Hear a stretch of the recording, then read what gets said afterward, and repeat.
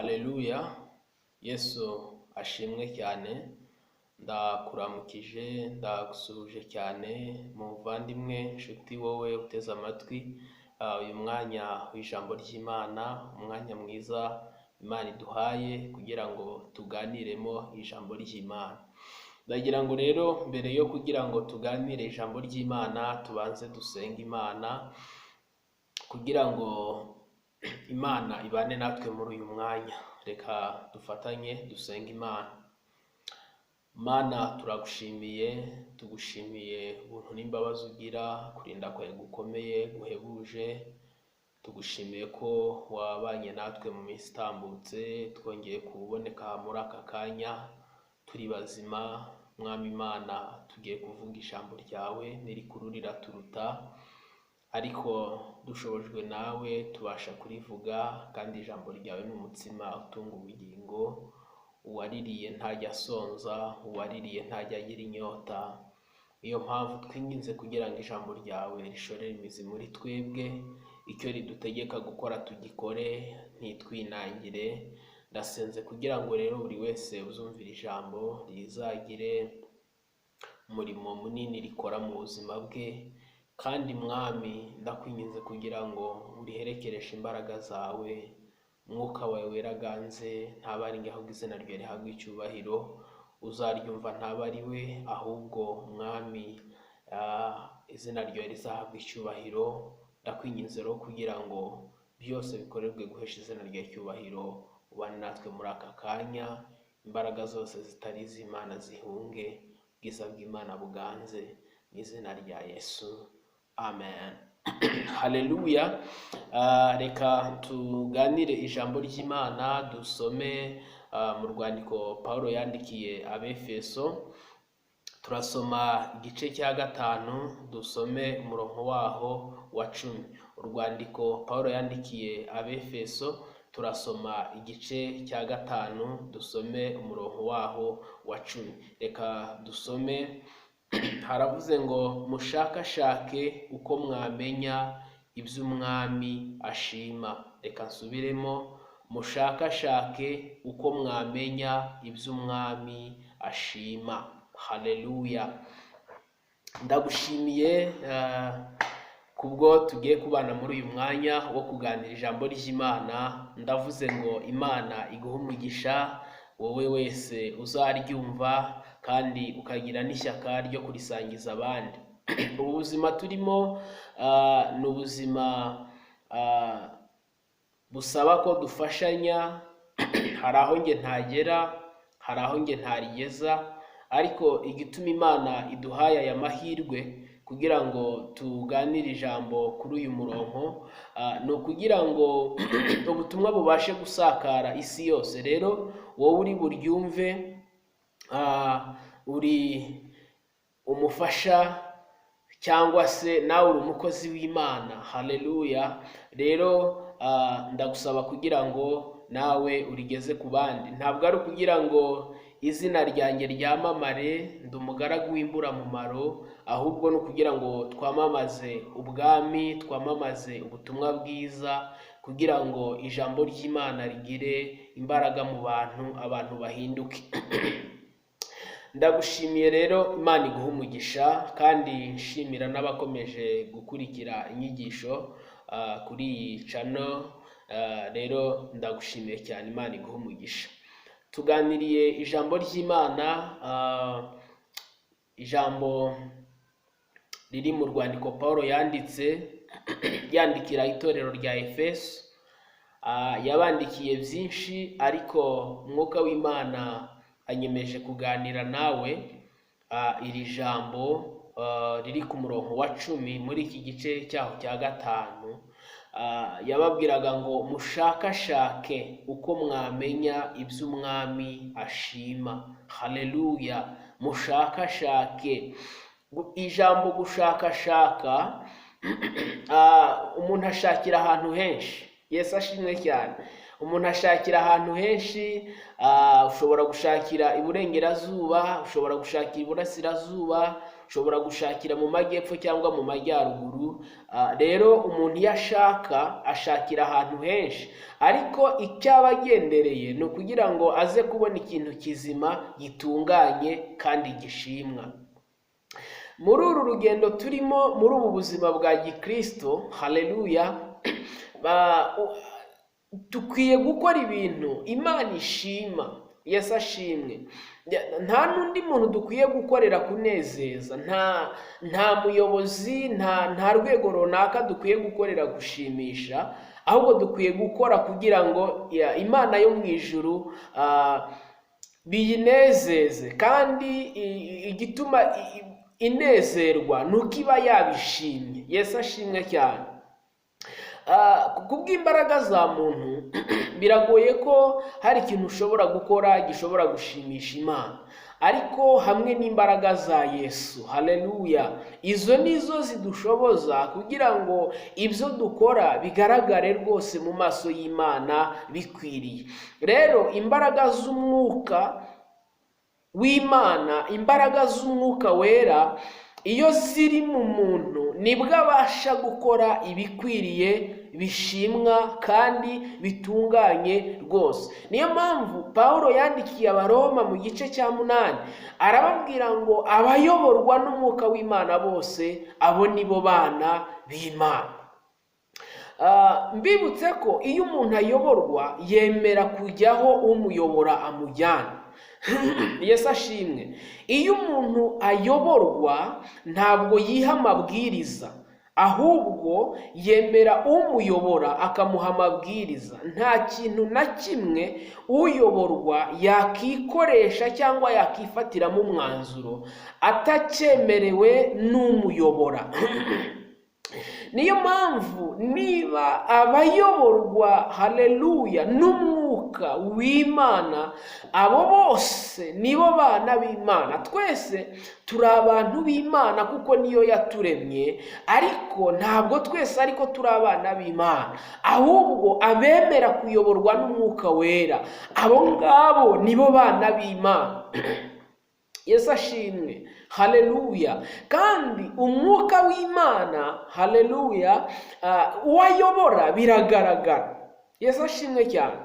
Uyoborwa n'umwuka w'Imana, uri mu buyobozi bw'umwuka w'Imana, uwo nguwo aragaragara. Ibyo akora ubwabyo byerekana umuyobora. Mbabwira ikintu, haleluya, Pawulo yandikira Abagalatiya yababwiye ibyerekana umuntu uri mu miyoborere ya kamere n'ibyerekana umuntu uri mu miyoborere y'umwuka wera. Avuga karagiteri ziranga umuntu uyoborwa n'umwuka wera, ariko anavuga karagiteri ziranga umuntu uyoborwa na kamere. Rero abayoborwa na kamere si abana b'Imana, ahubwo abayoborwa n'umwuka abo nibo bana b'Imana. Haleluya. Umuririmbyi utayoborwa n'umwuka si umwana w'Imana. Umupasiteri utayoborwa n'umwuka si umwana w'Imana. Umubishope, umuapotre, umuntu uwo ari we wese mu nzego zitandukanye utayoborwa n'umwuka w'Imana, uwo ntabwo ari umwana w'Imana, ayoborwa na kamere, ubwo nawe afite se umubyara. Haleluya. Niyo mpamvu ijambo ryabitubwiye neza ngo dushakashake uko twamenya ibyo umwami ashima. Yesu ashimwe. Ese wari uzi ko umuntu ashobora kuririmba ariko akaririmba mu buryo umwami adashima?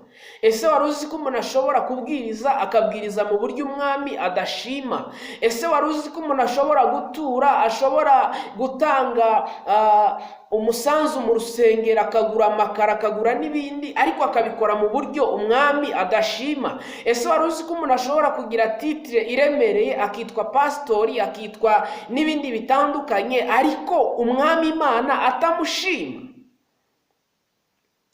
Gushakashaka uko wamenya ibyo umwami ashima, iyo watahuye ukamenya icyo umwami ashima, nibwo uba uri umunyamahirwe uruta abandi. Mbabwire, umunyamahirwe ntabwo ari umuntu ufite inzu nziza muri iki gihugu. Umunyamahirwe si umuntu ufite amato mu nyanja. Umunyamahirwe ntabwo ari umuntu ufite kampani iremereye. Umunyamahirwe ntabwo ari umuntu isi yose ikomera amashyi. Umunyamahirwe ntabwo ari umuntu ufite umugabo mwiza cyangwa umugore mwiza. Umunyamahirwe ntabwo ari umuntu ufite digiri y'ikirenga, profesora, doktora cyangwa masters. Icyo ari cyo cyose, umunyamahirwe ntabwo ari ahapimirwa. Reka mbabwire umunyamahirwe uruta abandi banyamahirwe ni umunyamahirwe wabashije kumenya iby'Umwami Imana ashima. Haleluya! Uwo niwe munyamahirwe. Yesu ashimwe cyane. Uwo ntajya ava ku gihe, uwo ntajya ava kuri 6, mu gihe cy'izuba ntabwo ajya agira ikibazo, mu gihe cy'imvura ntabwo ajya agira ikibazo, abantu bamukunda bamwanga, ariko kizima ni ukuba yatahuye, yamenye icyo Umwami Imana ashima. Haleluya! Abantu benshi bakunda gukorera gushimwa n'abantu. Umuntu agaguha, ariko akaguha ari kugira ngo azabone icyo yirata mu bantu. Abantu benshi bakunda gushaka ko abantu babashima. Kubw'iyo mpamvu abantu bajya bagirira abantu neza ariko nk'abari kubaguriza. Umuntu akaguha cyangwa akagufasha, ariko kubera ko yabikoze atari gukorera Imana, agatungurwa nuko icyo yari agambiriye atari cyo abonye. Noneho agahita avuga ngo nta kugirira umwana w'umuntu, ngo umwana w'umuntu ni mubi. Nyine n'umwana w'umuntu, none n'umwana w'umuntu, ariko nukorera Imana, icyo ukora cyose ukagikora kubera Imana, Imana izakwitura, Imana izakugirira neza. Yesu ashimwe cyane. Haleluya! Abantu benshi bakunda kuririmba kugira ngo abantu banezerwe. Mbabwire, ikintu cyose uzakora kugira ngo ukunde unezeze abantu, utagikoze kubwo kunezeza Imana, uzaba uri gukorera zero. Waririmba ari kugira ngo unezeze abantu, uri gukorera zero. Ikintu cyose wakora uri kugira unezeze umuntu, waba uri gukorera zero. Naratangaye, umunsi umwe twigeze kuba turi ahantu turi gusenga Imana, hanyuma Imana igaragaza muri iryo teraniro hari harimo umuntu waje atwaye uburozi. Bivuge mu buryo bweruye, atwaye uburozi. Noneho uwo muntu biba ngombwa yuko ari buganirizwe. Ati rero reka abayobozi nibamujyane hanze n'abandi bamuganirize, hanyuma afata umwanzuro. Natangajwe n'ikintu gikomeye. Abari aho mu badiyakoni baravuga ngo hoya, ngo atanga icya10 neza kandi kinini, ngo baramutse babimenye, ngo mushumba aramutse abimenye, ngo ntabwo twamukira. Reka mbabwire ikintu cy'isi itorero ry'Imana. Harimo abantu bajemo ariko mu by'ukuri batazanywe no gushaka ibyo Umwami ashima, barazanywe no gushaka ibyo abantu bashima. Imana iturengere cyane. Ntabwo umukristo w'ukuri akora ikintu kugira ngo anezeze kanaka, kuko nunezeza kanaka ariko Imana itabishimye, ibyo ukora bizagawa, ntacyo bizaba bitanze. Yesu ashimwe cyane. Abantu benshi bakunda kugira ibyo bakora mu nsengero kugira ngo bashimwe, babone imyanya y'imbere, abantu babafate nk'abantu b'ibitangaza, berekane ko ari abantu bakomeye cyane. Ariko ibyo bintu byose, bene iyo mirimo itarakoranywe urukundo, nipimwa ku muriro izashya ikongoke. Ariko umurimo wakoranywe urukundo uwo nguwo ntabwo uzigera ushya. Haleluya. Umurimo wakoranye urukundo wowe uzawuhemberwa, ariko umurimo utakoranye urukundo, umurimo wakoze kugira ngo bagushime, umurimo wakoze kugira ngo ugaragare neza mu bantu, uwo murimo ntabwo uzigera uhabwa agaciro. Imana iturengere cyane, dushakashaka uko twamenya ibyo umwami ashima. Ukwiye guhoraho uriho ubuzima bushakashaka. Haleluya. Mbere yo gukora ikintu ukabanza ukibaza ngo ese iki kintu ngiye gukora umwami aragishima? Ese iki kintu ngiye gukora Yesu nawe ari hano niko yari kugikora? Ese aya magambo ndi kuvuga Yesu ari hano niko yari kuba nawe ari kuyavuga? Ese ibi bintu ndi gutekereza muri njyewe Yesu nawe ari hano niko yari kuba ari kubitekereza? Mushakashake, dushakashake uko twamenya ibyo umwami Imana ashima. Haleluya. Ushobora gukora ibintu abantu bakabishima, bakaguha felicitation, bakavuga ati rwose you are man of God, uri umukozi w'Imana. Abantu bashobora gukomera umuntu amashyi, bakanamusasira tapi rouge, ati uyu muntu ni umukozi w'Imana. Amaradiyo n'ibitangazamakuru bikamwamamaza, ariko Imana itamushima. Umuntu ashobora gukora ibintu bitandukanye ariko Imana itamushima. Kandi ikintu nabonye gikomeye, umutima nturya ruswa. Haleluya. Umutima ntushobora kurya ruswa.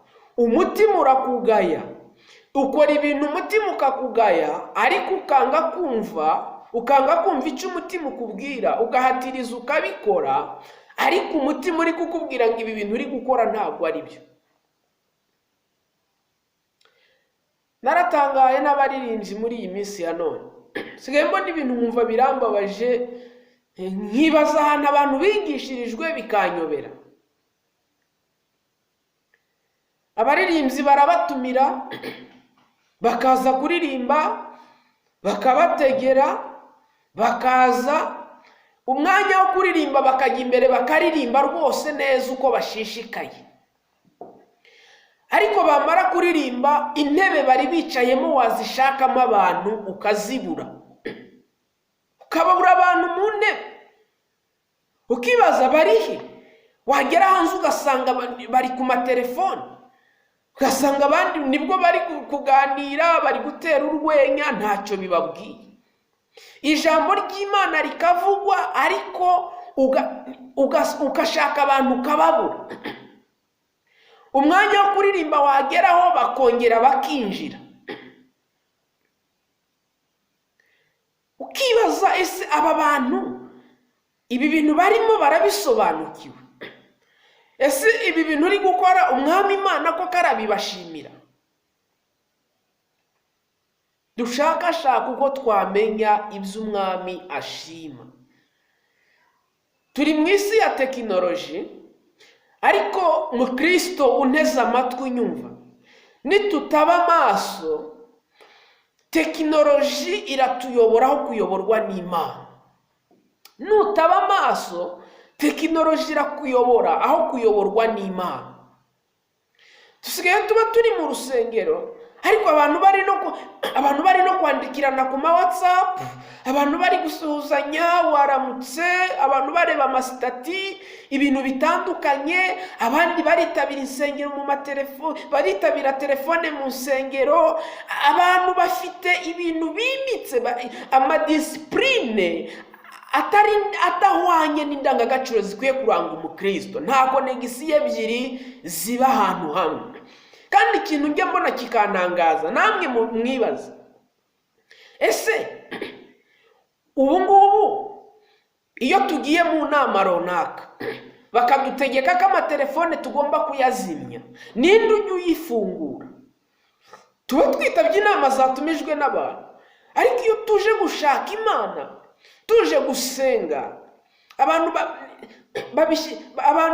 baragenda bazanamo utuntu twinshi dutandukanye. Ese waba ufite amatwi ane? Wakurikira ibyo kuri telefone ugakurikira n'ibiri kuvugwa? wajya muri WhatsApp wandika utuntu morning bro sisi ibintu bitandukanye, warangiza ugakurikira n'ijambo ry'Imana. Ese wakumva ibyo korari ziri kuririmba? Wakumva ubutumwa buri kuririmbwa? Abantu bari kujyanwa n'injyana gusa, bakajyanwa n'utujwi twiza. No, ijwi si bwo bukristo. Kumenya gucuranga si bwo bukristo. Ntabwo kuba uzi kuririmba cyane byatuma Imana ibishima. Ntabwo kuba uzi gucuranga cyane, gusimbuka byatuma Imana ibishima. Igituma Imana ibishima ni iyo ubikoze uko bikwiriye nyine gukorwa, Imana ikabishima. Yesu ashimwe cyane. Dushakashaka uko twamenya ibyo Umwami ashima, apana gushakashaka uko twamenya ibyo abantu bashima. Apana gushakashaka uko wamenya ibyo umuyobozi wawe ashima. Nigeze gutumirwa n'umuntu umwe muri ofisi, arambwira ngo ibi n'ibi ndabyemera, ariko umuyobozi wanjye ntabwo abyemera. Ndamubwira ngo icyatumye Imana igushyiraho ni ukugira ngo ugaragaze kwera kw'Imana. Dufite abantu benshi bari mu nzego zitandukanye, mu buyobozi bw'amatorero atandukanye, batinya abitwa abayobozi babo kuruta gutinya Imana. Mbese bahinduye abantu ibigirwamana. uratinya pastori wawe, uratinya bishop wawe, uratinya apostle wawe, ugasanga nibyo abantu basize imbere. Umuntu yajya gukora ikintu ngo apostle ngo ntago ngo aramerera nabi, ngo bishop aramerera nabi, ngo pastor ngo aramerera nabi. Abo ni abantu bose bava amaraso, ni abantu buntu. Ukwiye mbere na mbere gukora ikintu wibaza ngo ese Imana iragishima, kuko abantu bashobora kubishima ariko Imana itabishima. Abantu bashobora kubikomera amashyi ariko Imana itabikomera amashyi. Petero na Yohana barabafashe, barababwira ngo ntibazongere kubwira abantu inzira ya Yesu. Barababaza ati none se ngaho nimuhitemo, ari ukumvira Imana no kubumvira dukora iki? Nawe nkubaze unteze amatwi, ari ukumvira umuntu no kumvira Imana wahita mwiki?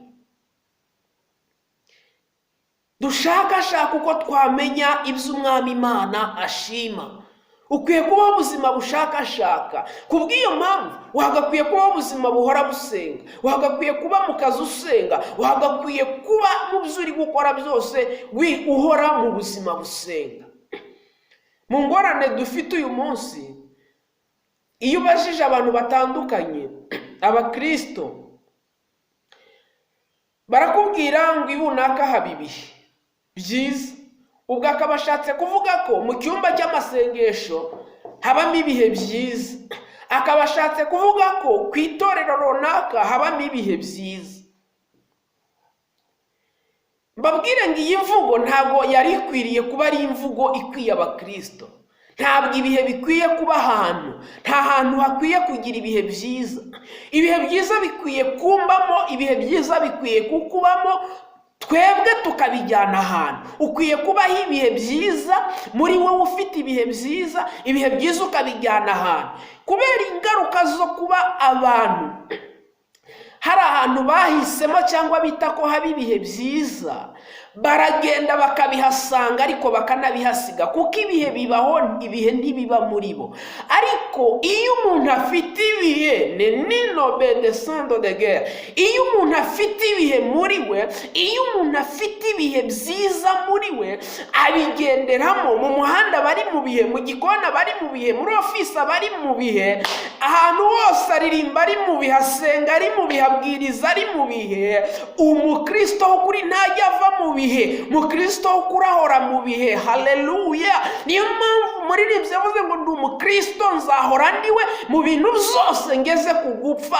Ntabwo umukristo ari uwa sezo, ntabwo umukristo ari uwa regiyo, ntabwo umukristo akirizwa ibunaka ngo nagera ahandi ahapaganire. Kubw'iyo mpamvu ubona umuntu aririmba mu rusengero, ariko hirya y'urusengero ukibaza niba ari we waririmbaga bikakuyobera. Ubona umuntu abwiriza mu rusengero, ariko hirya y'urusengero mwahura ukibaza niba ari we bikakuyobera. Ubona umuntu muri titiri itandukanye, abantu mu rusengero bigize intama, ariko hirya y'urusengero ukareba abantu ukibaza niba ari bo wabonaga bikakuyobera. Ubona umuntu yitwa pasitori mu rusengero, ariko hirya y'urusengero mwahura ukareba niba ari pasitori bikakuyobera. Ntabwo umukristo akwiye kuba umukristo wo mu rusengero, ntabwo umukristo akwiye kuba umukristo wo mu cyumba, ntabwo umukristo akwiye kuba umukristo aho abantu bari kumureba gusa. Umukristo ukuri akwiye kuba umukristo igihe cyose kugeza no kugupfa. Haleluya! Imana ishimwe, Imana ishimwe. Dushakashaka uko twamenya ibyo umwami ashima. Abantu benshi mushobora kubaka urusengero rw'ikitabashwa mukavunika cyane, ariko Imana atari byo iri gushima. Mushobora kugura ibyuma bihenze bya mirenge, ariko atari byo Imana iri gushima. Umunyamahirwe ubaho numenye igikwiye kubanza kuruta igikwiye guheruka. Iyo watangiye nabi biragora kuzasoza neza, ariko iyo utangiye neza haba hari amahirwe y'uko uzanasoza neza. Abantu benshi, abakristo benshi batangira ari imiriro, ariko bakazasoza ari umwotsi. Batangira ari imiriro yaka, ariko bakazasoza ari umwotsi. Abaririmbyi amakorari menshi atangira ari umuriro, ariko akazasoza ari umwotsi. Abapasitori benshi batangira ari imiriro, ariko bakazasoza ari imyotsi. Abantu baremerejwe n'utuntu dutandukanye, udutitire, utuntu tudafite 12. Ntabwo Imana ishima titire, ahubwo Imana ishima umuntu uri gukora ibyishima. Kandi kumenya ibyo umwami ashima, umwuka wera arabiduhishurira, kuko umwuka wera ni umuyobozi. Iyo wamenye ibyo umwami ashima, umwuka wera niyo mpamvu iyo uyoborwa n'umwuka umenya ibyo umwami ashima. Ariko iyo umwuka atakuyobora umenya ibyo abantu bashima, ukanahora ukora kugira ngo ushimishe abantu, ukora ibyo abantu bashima. Ariko ndagira ngo mbabwire abakristo, ntabwo dukwiye kubaho ubuzima niba uri ushaka amahirwe, niba ushaka haleluya kubaho ubuzima bunezeza Imana, iga kumenya ibyo umwami Imana ashima. Ushobora kujya ibunaka umwami atabishima akakubwira ngo wijyayo jya. Shaka uko wamenya ibyo umwami Imana ashima. Imana iturengere cyane. Yakobo yaranditse mu rwandiko, yanditse mu gice cya mbere, aravuga ngo mujye mukora iby'iryo jambo, atari ugupfa kuryumva gusa mwishuka, ngo kuko uwumva ijambo ntakora ibyaryo, ngo asa n'umuntu wirebeye mu maso he mu ndorerwamo, ngo ariko yagera hirya akiyibagirwa. Abantu benshi birebera mu maso habo mu ndorerwamo nyine, ariko bagera hirya bakiyibagirwa uko basaga. Niko n'umuntu wumva ijambo ariko ntakora ibyaryo, asa n'umuntu wirebeye mu maso he mu ndorerwamo, yagera hirya akibagirwa uko yasaga. Ese urumva bisobanuye iki? Abantu bumva ijambo banezerewe. Yesu yaciye umugani ngo umubibyi yasohoye imbuto arabiba, ngo ariko zimwe ngo zigwa mu mahwa araziniga. Aravuga ngo rero abo ni abantu bumva ijambo banezerewe, muri uwo mwanya bakishima, ngo ariko bagera hirya bahura n'ibibazo n'amaganya y'iyi si byabakandakanda, ngo bikaza bikariniga rya jambo, ngo bigatuma ijambo ritera ridashora imizi muri bo. Abo ni abantu benshi bakunda kuvuga ngo bamvuze, ngo none ngo ndabiretse, ngo mvuye muri korari, ngo mubwibiki n'ibiki, ngo ngewe, ngo ibintu byinshi bitandukanye. shaka uko wamenya iby'umwami Imana ashima. Wowe unyumva, shaka uko wamenya iby'umwami Imana ashima. Haleluya. Wishaka kumenya ibyo abantu bashima. Abantu benshi bakunda kumenya uko abantu babavuga, ariko banza umenye isi Imana ubundi irakuvugaho iki, kandi icyo Imana ikuvugaho ntikiri kure cyane y'icyo wiyiziho nawe. Ntabwo icyo Imana ikuziho kiri kure cyane y'icyo nawe wiyiziho. Hari ibyo nawe wiyiziho. Shaka uko wamenya iby'umwami Imana ashima. Yewe unyumva, shaka uko wamenya iby'umwami Imana ashima. Shishikarira, gira umwete wo gushaka uko wamenya iby'umwami Imana arimo arashima. Ese aho uri umwami Imana ntiyashimye kuba? Ese ako kazi wicayemo umwami Imana arabishimye kuko arimo? Wakagezemo gute? Shaka uko wamenya iby'umwami Imana ashima. Nigeze mbwira abantu, bibwirijwe n'umwuka w'Imana. Mwuka arambwira ngo abantu bari kubwirwa kandi bakishima ngo haracyariho ibyiringiro ngo yuko ngo igiti cyatemwe cyakongera gushibuka ngo kikagira amababi nk'ay'ibitontome. Ariko umwuka w'Imana arambwira ngo mbwira abantu, igiti gishibuka ni cyari gitewe hafi y'amazi. Igiti kitatewe hafi y'amazi ntigishobora gushibuka. Kandi Dawidi abyandika muri Zaburi ya mbere yaravuze ngo uwazahwana, uwo muntu udakurikiza imigambi y'ababi, ngo azahwana n'igiti cyatewe hafi y'umugezi cyera imbuto zacyo igihe cyayo, ngo ibibabi byacyo ntabwo bijya byuma, ahubwo icyo azakora cyose kizamubera cyiza. Niba hari umunyamahirwe uriho, niba hari umuntu utazigera uva kuri sigise, ni umuntu wamenye gukora iby'umwami Imana ashima. Mwuka w'Imana arambwira ngo rero umbarize abantu ubundi mbere yuko bakwirukana ku kazi wakagezemo gute? Zaciye mu zihe nzira?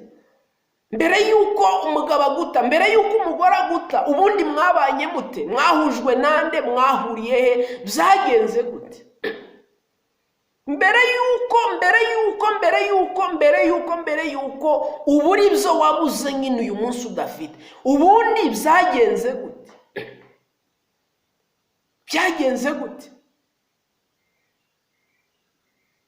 Umuntu umwe yigeze avuga ijambo rikomeye, aravuga ngo aho umuntu ngo aguye ntabwo ariho aba yasitariye, kandi niko kuri nyine. Aho umuntu aguye ntabwo ariho aba yasitariye. Mushaka uko mwamenya iby'umwami Imana ashima. Shaka uko wamenya iby'umwami Imana ashima. Uzabimenya ute? Uzabimenya ushyize ivi hasi urimo urasenga. Uzabimenya wihase gusoma ijambo ry'Imana, ugatega amatwi ukumva icyo umwuka akubwira. Tureke kubwira Imana cyane, ahubwo tureke nayo tuyitegera amatwi itubwire kandi twumvire icyo itubwira.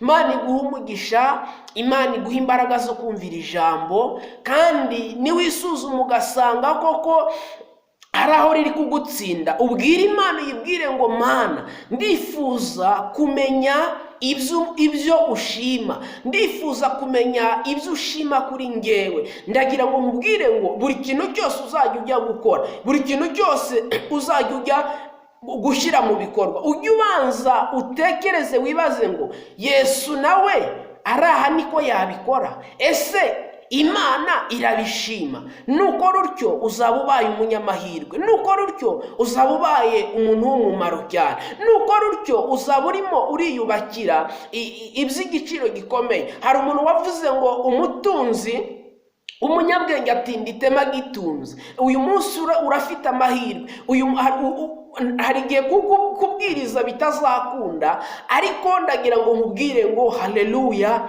shaka uko wamenya iby'umwami Imana ashima. Imana iguha umugisha. Ndasoje. Imana ikwambika imbaraga.